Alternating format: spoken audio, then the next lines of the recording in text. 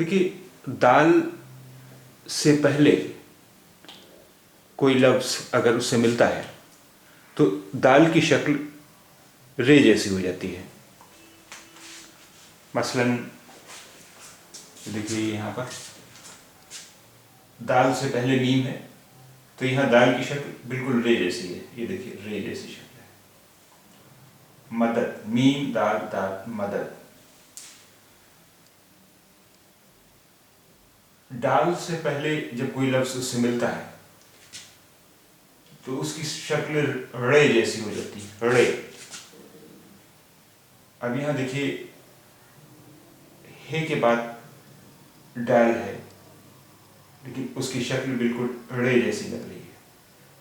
ये है हड्डी, हड्डी। ये देखिए डाल की शक्ल बिल्कुल रे जैसी होगी।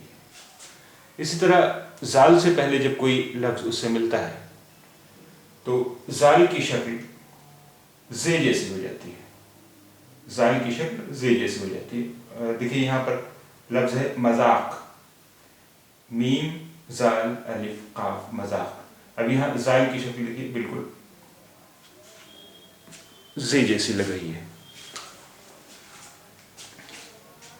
अच्छा, फिर आप पूछ सकते हैं कि जब रे दाल की शक्ल रे जैसी हो जाती है, डाल की शक्ल रे जैसी हो जाती है और जाल की शक्ल जे जैसी हो जाती है तो फिर अगर कहीं पर रे रे जे है तो उनकी शक्ल कैसी होती है। तो अब ये देखिए